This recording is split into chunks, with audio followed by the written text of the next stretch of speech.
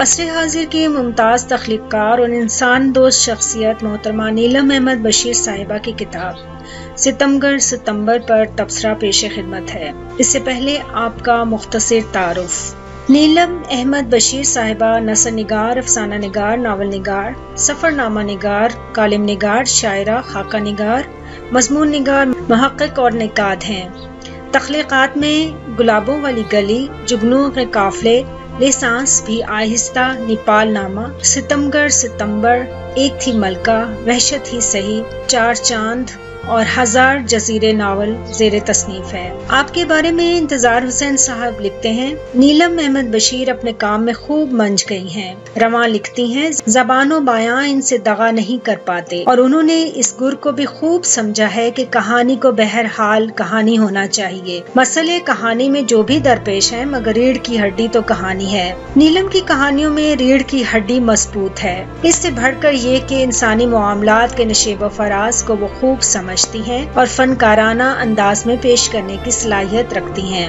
ممتاز مفتی صاحب نے ایک جگہ لکھا، نیلم احمد بشیر کی سب سے ٹیلنٹڈ بیٹی ہے اور مجھے یقین ہے کہ وہ ایک دن دنیا ادب میں اپنی جگہ ضرور بنائے گی۔ ایک ہی خاندان سے تعلق رکھنے والی عظیم ادبی شخصیات میں احمد بشیر اور نیلم احمد بشیر کا نام نمایاں ہے۔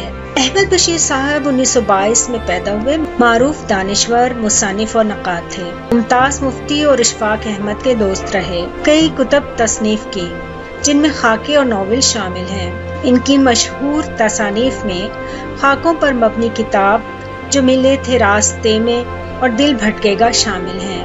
ناول منزل دل بھٹکے گا اور انگریزی ناول رقص کرتے بھیڑیے شامل ہیں۔ ایک فلم نیلا پربت بھی بنائی۔ دسمبر 2004 میں کینسر کے عارضے کی وجہ سے لاہور میں ان کا انتقال ہوا۔ زیر تبصرہ کتاب ستمبر نیلم احمد بشیر صاحبہ کی امریکہ اور وہاں کی زندگی سے متعلق ایک مختصر روداد ہے جسے ایک ہی نشست میں بآسانی پڑھا جا سکتا ہے۔ کتاب کے سرورق پر مارک فلپس کی وہ تصویر ہے جو 11 ستمبر کے واقعے کے فوراً بعد کھینچی گئی۔ ورلڈ ٹریڈ سینٹر کی عمارت میں سے نکلتا دھواں اور اس دھوئیں سے بنی یہ خیالی تصویر جسے شیطانی شبیہ قرار دیا گیا تھا، یہ توہم پرستی کی ایک عمدہ مثال ہے جو پڑھے لکھے امریکیوں میں بھی پائی جاتی ہے۔ بظاہر اس پر یقین کرنا ناگزیر ہے۔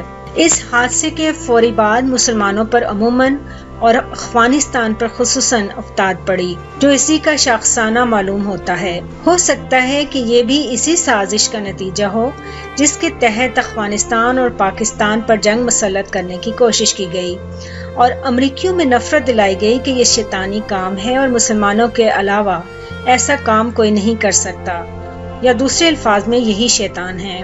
ایسا نہیں ہے کہ مصنفہ نے اس کتاب میں صرف 11 ستمبر کے حوالے سے ہی تمام واقعات قلم بند کیے ہیں جیسا کہ نام سے ظاہر ہوتا ہے، بلکہ اس میں بہت خوبصورتی سے امریکہ اور پاکستان کے رہن سہن کا مختصر جائزہ لیا ہے۔ بہت سی جگہوں پر تلخ حقائق بھی بیان کیے ہیں۔ پاکستان اور انڈیا کی روایتی نفرت کو جو غیر محسوس طریقے سے ہمارے ذہنوں میں بچپن سے انڈیلی جاتی رہی، آپ اسے کچھ اس طرح بیان کرتی ہیں، جس اپارٹمنٹ بلڈنگ میں ہم رہتے تھے وہاں خاصی تعداد میں انڈین خاندان آباد تھے، مگر میں اپنی پاکستانیت کی وجہ سے کسی کو منہ نہ لگاتی تھی۔ مہینے گزر گئے، اپنوں سے دوری کا زہر رگ رگ میں سرایت کر گیا۔ تنہائی کے ناگ نے جب موقع ملا مجھے خوب ڈسا۔ میں نیلی ہو کر اکڑ جاتی مگر کسی انڈین ہمسائے سے ملنے نہ جاتی کیونکہ یہ قومی انا کا مسئلہ تھا۔ میں پاکستانی تھی اور بہت غیور محب وطن پاکستانی۔ سارا دن اکیلی گھر میں قید رہتی تھی۔ ایک روز کسی نے دروازہ کھٹکھٹایا، میں نے دروازہ کھولا، ایک انڈین بچہ ہاتھ میں پلیٹ لیے کھڑا تھا۔ اماں نے سوجی کا حلوہ بھیجا ہے۔ میں نے شکریہ ادا کیا اور پلیٹ واپس کرنے کے بہانے اس انڈین عورت کے گھر جا کر گھنٹوں گزار دیے۔ اسی لمحے میں نے پہلی بار یہ سیکھا کہ قوم پرستی ضروری جذبہ ہے، لیکن انسانیت اور انسان دوستی ایسے سب جذبوں سے اہم اور مقدم ہے۔ عام چھوٹے چھوٹے واقعات کے ساتھ ساتھ بھٹو صاحب سے فون پر بات کرنا، ضیاء الحق صاحب کی امریکہ یاترا جس کی کسی کو کانوں کان خبر نہ ہونا مگر وطن واپسی پر پرتپاک استقبال، 9/11 کے حادثے کے بعد پرویز مشرف کی غیر معمولی اہمیت کا اختیار کر جانا بھی مختصراً بیان کیا گیا ہے۔ غمی روزگار کے سلسلہ میں پاکستانیوں کو درپیش مسائل کا بھی جا بجا ذکر ملتا ہے۔ پھر وطن سے دوری اور پاکستانی کھانوں کی یاد۔ ایک جگہ دلچسپ واقعہ تحریر ہے جب بشرا انصاری نے گھر کا کھانا کھانے کی فرمائش کی جسے آپ نے ذوق و شوق سے پورا کیا، مگر افسوس کہ کھانا ابھی تک نہ پہنچ سکا۔ لکھتی ہیں، اس روز میرا اس بات پر ایمان مزید پختہ ہو گیا کہ دانے دانے پر مہر ہوتی ہے، وہی ہوتا ہے جو منظور خدا ہوتا ہے۔ وہ کھانا جس کی قسمت میں تھا اسی کو ملا اور ہم خالی ہاتھ پھر سے سفر پر روانہ ہو گئے۔ اس کے بعد چھوٹے چھوٹے واقعات جو غیر ملک میں اپنے ہم وطنوں سے ملنے کی خوشی اور خلوص پر مشتمل ہیں، پھر 9/11 حادثے کی مختصر روداد، اس کے بعد کی مشکلات جن سے خاص طور سے مسلمانوں کو گزرنا پڑا تحریر ہے۔